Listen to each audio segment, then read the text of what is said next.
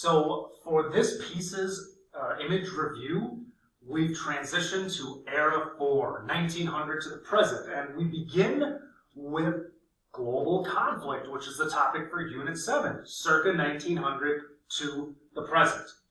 Now when we look at Unit 7, governance is without question the most significant theme.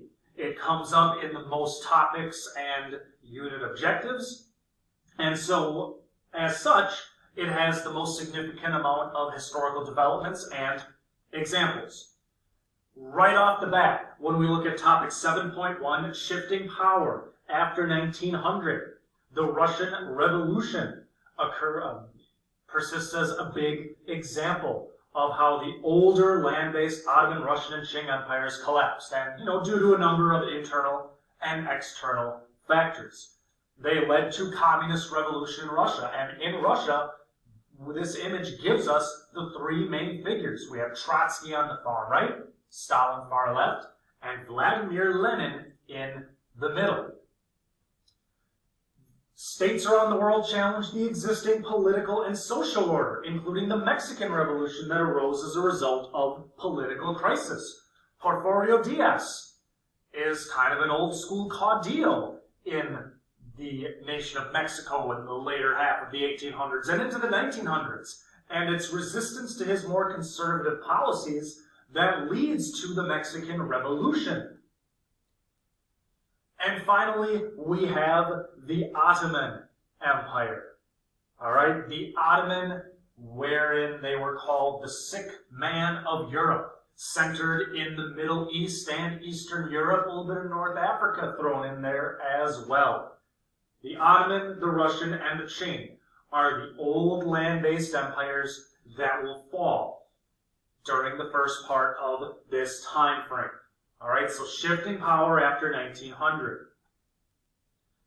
When we look at 7.2, causes of World War II, so explain causes and consequences of World War I. Well, when we look at causes, alliance system. The Central Powers consisting of Germany, Austria, Hungary, and Italy. Triple Entente, we have France, the UK, and Russia, along with Serbia serving as Slavic allies of Russia.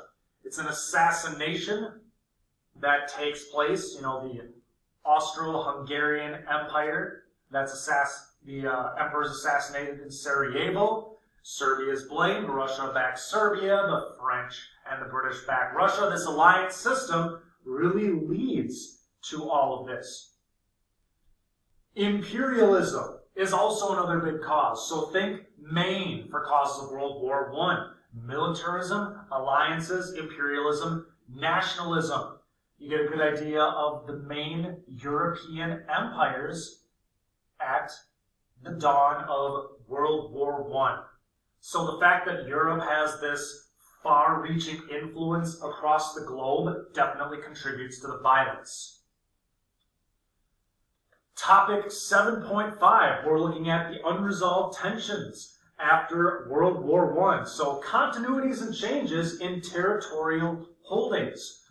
Big change is we see that the Japanese are really maintaining control over and adding additional territories to their holdings, and this certainly helps lead to World War II. There are also different forms of anti-imperial resistance that pop up as part of this topic. Main illustrative example would be the Indian National Congress, and this is a more moderate organization that at the end of the day does want more autonomy for Indians, but they want it within the framework of British rule. Causes of World War II. Aggressive militarism of Nazi Germany under Adolf Hitler, the man on your screen. Hitler is outright mentioned as a historical development. He's certainly the classic example of a fascist and totalitarian regime that uses an aggressive nature to add more territorial holdings. Now, additionally, as a part of causes and consequences of World War II, the Spanish Civil War really served as this testing ground of new tactics and strategies and weapons that will be used in World War II. This is a painting by Pablo Picasso. Guernica is in Basque Country in Spain. Remember that it's the center of Republican resistance and Basque culture. April 1937, the city is bombarded for 2 solid hours by the Luftwaffe, and it leads to between 400 and 800 dead. Picasso heard about this, and 2 weeks later, this is the end result. This painting becomes a symbol for the horrors of war in the modern era. So to a degree, we can also look at the Spanish Civil War as something that eventually leads to global conflict. The last topic, and again, like I said, there's a lot of them, but the last topic that directly deals with the theme of governance would be conducting World War II. And you need to be able to explain similarities and differences in how governments used a variety of methods to conduct World War II. Atomic weaponry, all right, new military technology and tactics, including the A-bomb, led to increased levels of wartime casualties. Certainly within Hiroshima and Nagasaki, tens of thousands dead from the blast alone, leading to massive casualties. This is a new way of waging war. And of course, we have a classic example of governments using propaganda to mobilize populations for the purpose of waging war. Encouraging people to join a car sharing club, because if you carpool, then you use less gas, which means that that gas can then be used for the war effort. So the concept of World War II as a total war comes up in both historical developments within this particular objective and topic. It's a total war because the home front is mobilized. It's a total war because waging war in this way does lead to increased casualties. So that's governance. On the theme of technology and innovation, we have the concept of World War I also being total war. Although in World War II, total war is viewed in the framework of governance, here it's more along the lines of technology. Tanks, the machine gun, leads to increased levels of wartime casualties. And here would be an example of British propaganda. Art, media, intensified nationalism for the purpose of waging war. So again, World War I, total war is more for technological purposes, but the example of World War II is viewed within the framework of governance. The theme of humans and the environment, not a thing. The theme of cultural developments and interactions, not a thing. Humans and the environment and the cultural developments and interactions don't exactly show up in Unit 7. Now, economics systems, as societies develop, they affect and are affected by the ways they produce, exchange, and consume goods and services. This is an image of workers as part of the American Works Progress Administration.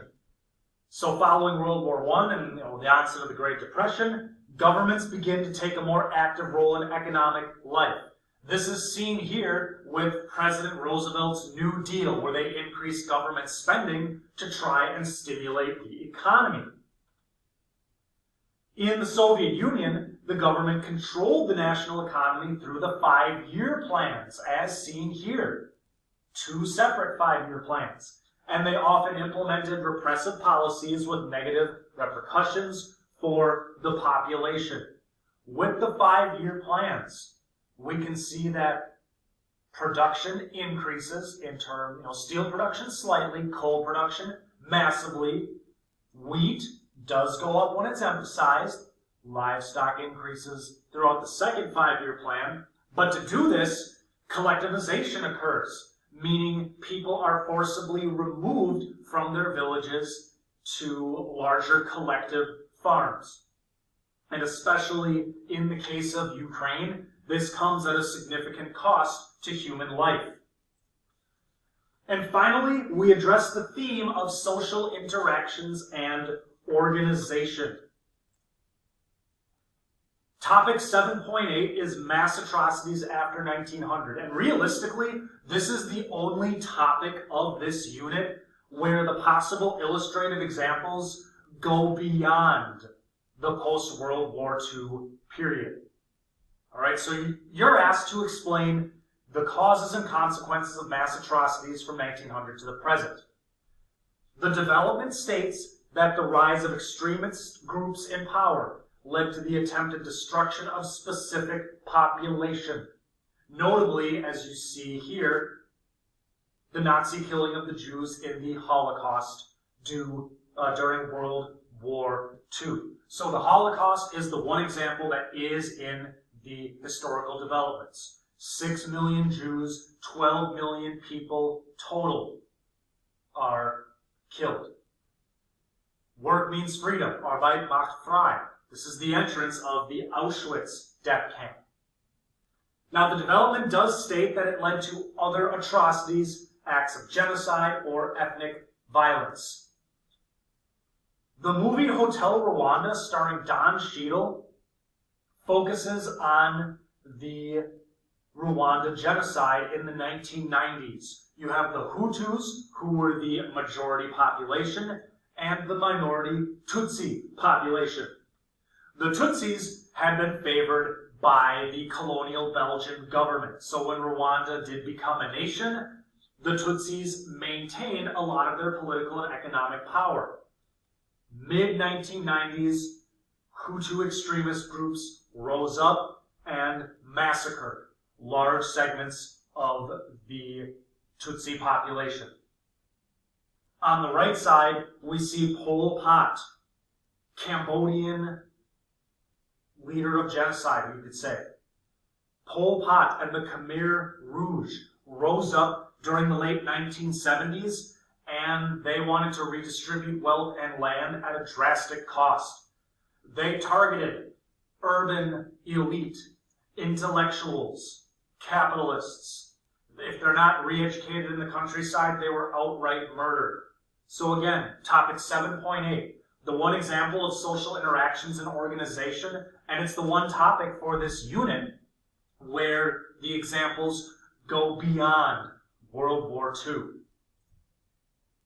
Now, the target reasoning process for Unit 7, just like Unit 6, is causation. The objective in Unit 7 asks you to explain the relative significance of the causes of global conflict in the period 1900 to the present. So take a moment, look at the prompt. Remember, we have the context sentence and the prompt. Pause if necessary, but take a few moments, figure out how you would contextualize this, and figure out the thesis you would write relative to this prompt.